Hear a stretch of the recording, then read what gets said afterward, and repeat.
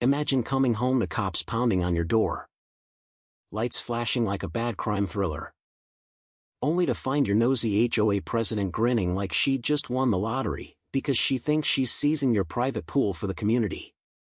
But here's the kicker, by the time this farce unravels, she's the one getting dragged away in cuffs. Her kingdom of petty rules crumbling into hilarious, hypocritical dust. In the sun-drenched suburbs of Oakwood Estates, a cookie-cutter neighborhood in suburban Ohio where every lawn looked like it was mowed with a ruler and every mailbox screamed conformity, lived Jack Harlan. Jack was the kind of guy who kept to himself, 40-something. Single. Worked remote as a software engineer. And inherited his modest ranch-style home from his late aunt. The place wasn't fancy. But it had one gem, a sparkling in-ground pool in the backyard, complete with a privacy fence that blocked out the prying eyes of the world. Or so he thought. The pool wasn't just chlorinated water, it was Aunt Eileen's pride and joy. Built during her golden years as a retreat from the chaos of life. Jack cherished it. Skimming leaves on quiet evenings. Letting the ripples remind him of her laughter. But in Oakwood, tranquility was a myth. Enforced by the iron fist of the Homeowners Association. Led by none other than Brenda the Enforcer Whitaker, better known in whispers as the ultimate Karen. Brenda was a retired accountant in her late 50s. With a bob haircut sharper than her tongue and a wardrobe of pastel cardigans that hid her venomous core. She preached community harmony at every meeting. But her real game was control. Doling out fines like candy at Halloween. All while sipping iced tea and smiling that saccharine smile that said, "Bless your heart. But you're screwed." It started innocently enough. Or so it seemed. One sweltering July afternoon, Jack was lounging by his pool, flipping through a book, when he heard the unmistakable clack of heels on his driveway. He peeked over the fence to see Brenda, clipboard in hand, peering through the slats like a peeping Tom at a peep show. "Oh. Hello there, Mr.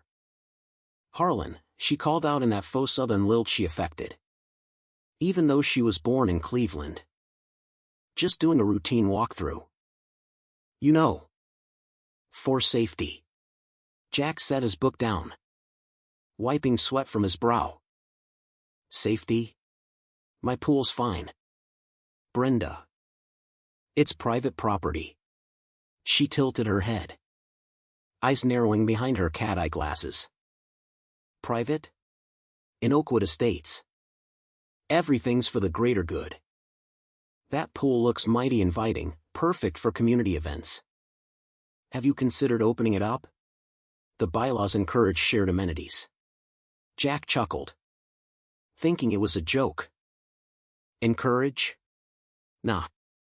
I'm good. It's my aunt's legacy. Not up for public cannonballs." Brenda's smile tightened, like a rubber band about to snap. "Well, legacy or not, rules are rules. I'll note this in my report." She scribbled furiously, then sauntered off, leaving Jack with a vague unease. That night, he shrugged it off, another HOA quirk in a world full of them. But deep down, he filed it away. His engineer's mind already cataloging the oddity. The first real jab came a week later. Tucked into his mailbox amid junk flyers for lawn services. A crisp envelope with the HOA seal. Stamped violation notice. Jack tore it open, expecting something minor like his recycling bin being an inch too far from the curb. Instead, failure to provide community access to recreational amenity, pool. Daily fine, $100 until compliance. His coffee nearly spilled. "What the hell?" he muttered, scanning the fine print. It cited some obscure clause about enhancing neighborhood cohesion through shared facilities. But Jack had read the bylaws when he moved in, twice. Because he was thorough like that. No such rule existed. He fired off an email to the board. This must be a mistake. My pool's on my deed. Not communal. The reply came from Brenda herself. Dear Mr. Harlan. The board interprets amenities broadly for the benefit of all. Open your gate, or the fines accrue. Best regards. Jack stared at the screen. A low burn starting in his gut. He could have stormed over. But no, he'd play smart. He printed the bylaws, highlighted the absences, and waited. Meanwhile, whispers started. At the grocery store, Mrs. Patel from down the street sidled up. Heard Brenda's got it out for you. Says you're hoarding resources like some pool baron. Jack forced a smile. Hoarding? It's my backyard. But the rumors spread. Jack was antisocial. Elitist. Probably hiding something shady in that water. He bit his tongue, observing how Brenda worked the neighborhood like a politician on election day. Dropping hints at block parties about selfish holdouts disrupting harmony. The pressure cooker hissed louder as summer dragged on. Another notice arrived. This one for non-compliant fencing must allow visual access for community monitoring. Fine, $200. Jack laughed bitterly, picturing Brenda's face as she dreamed up this nonsense. He showed up at the next HOA meeting in the community center. A bland room smelling of stale coffee and desperation. Neighbors fidgeted in folding chairs, avoiding eye contact. Brenda banged her gavel. Yes. She had a gavel, like she was presiding over Congress. Item 3, Amenity Equity. She locked eyes with Jack. Mr. Harlan. Your pool remains locked.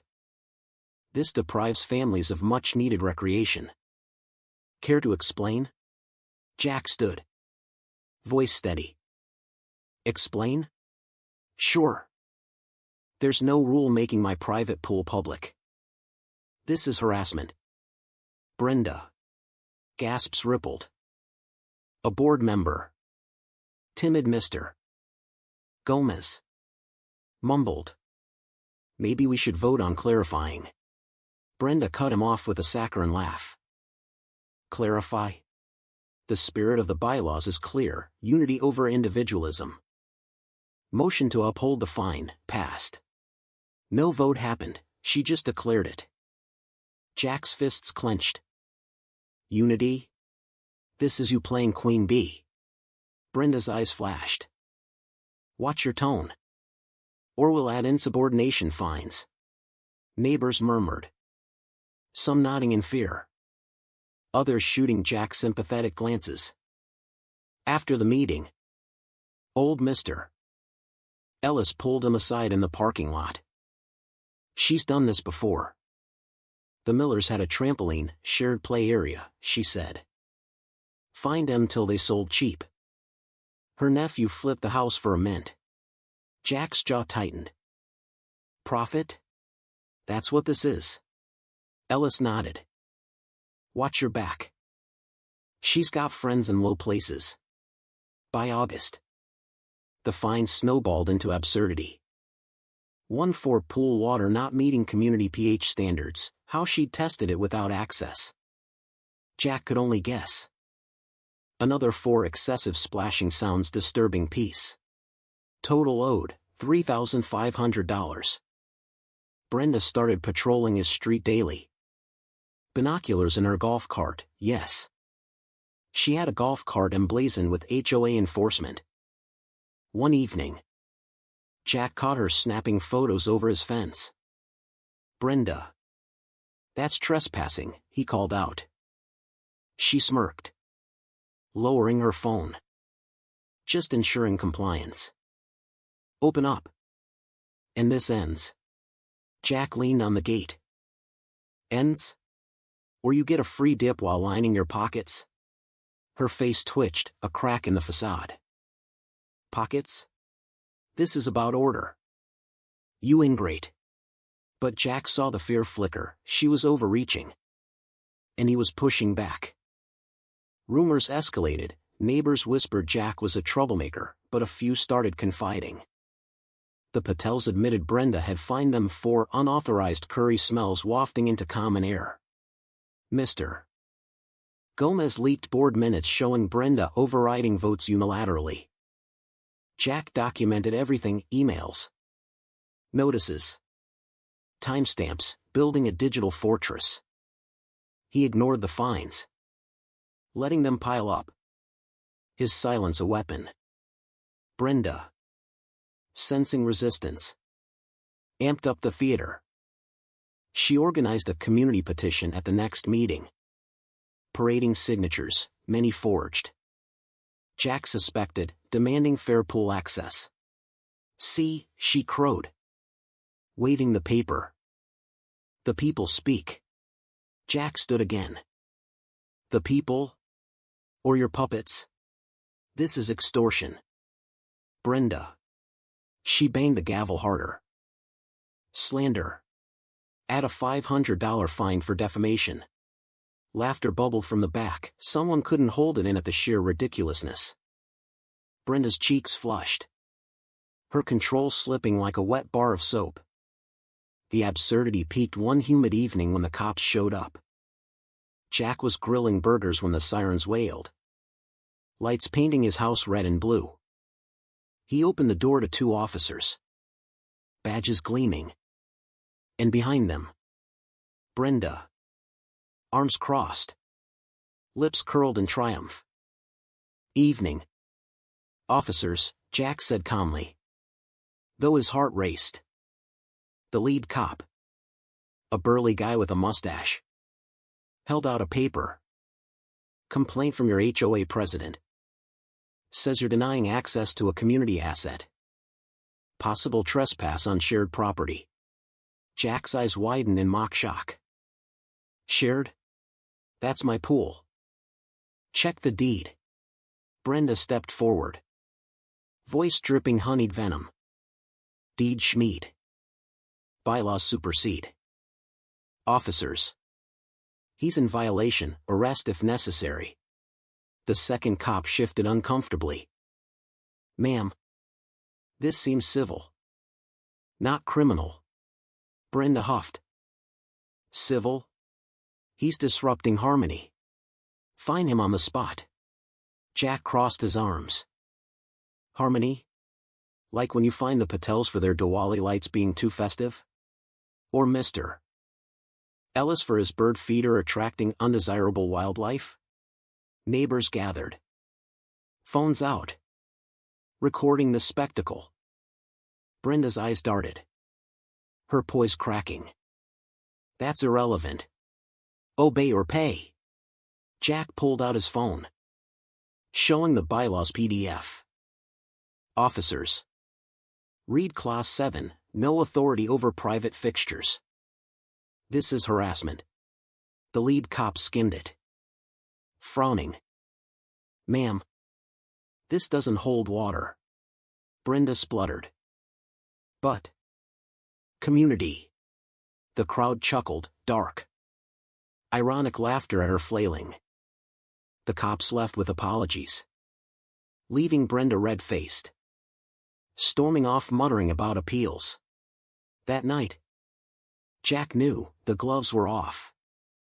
He dove deeper, cross-referencing HOA finances with public records, shell companies, suspicious transfers to BW Consulting, Brenda Whitaker, thousands siphoned, fines funneled to her accounts. It wasn't about the pool, it was a scam. Flipping find-out homes via her cronies. Jack contacted the Attorney General's office anonymously, sending evidence. The tide turned. As autumn leaves fell, Brenda's desperation boiled over. A $25,000 cumulative violation lien arrived, threatening foreclosure. Jack smiled, her biggest mistake. He rallied quietly. The Patels hosted secret meetings. Mr. Gomez flipped, providing internal emails where Brenda bragged about breaking resistors, Former residents returned via Zoom, sharing horror stories of fabricated fines and intimidation. Jack filed a class action lawsuit, naming Brenda for fraud and racketeering. The hearing was a circus. In the county courthouse, Brenda sat primly in a floral dress, lawyer whispering frantically. Jack took the stand first. She invented rules to bleed us dry, he said. Voice even. Fines for breathing wrong. All to force sales. Brenda's cross-exam was a comedy of errors. Her lawyer, isn't this personal? Mr. Harlan? Jealous of her leadership? Jack deadpanned, leadership? Like a dictator in pearls? No. It's about the $150,000 she pocketed from our dues. Gasps. Witnesses piled on, the Patels on cultural shaming. Ellis on elder abuse. Ex-neighbors on ruined lives. Financial docs sealed it, transfers to her offshore account. Brenda cracked. Yelling from her seat, I was maintaining standards. Ungrateful peasants. The judge banged the gavel, suppressing a smirk. Miss Whitaker. Compose yourself, or add contempt. The gallery erupted in stifled laughs at her meltdown. Her moral high ground exposed as a swamp of greed. Conviction came swift, fraud guilty. 5 years probation, she dodged prison by a hair. Full restitution. HOA dissolved. Brenda's house sold to cover payouts, irony thick as her rulebook. Jack's fines vanished. His pool untouched. Neighbors celebrated with a block party, splashing in their own yards without fear. Jack burned the lien notice by his pool, ashes floating like confetti. To new beginnings, he toasted. The community reformed as a cooperative. No single tyrant. Brenda slunk away, defeated. Her empire in ruins. But tell me, was Jack the hero for dismantling her scam? Or just another rebel who shattered the illusion of perfect suburbia? Who's really the villain when rules mask robbery?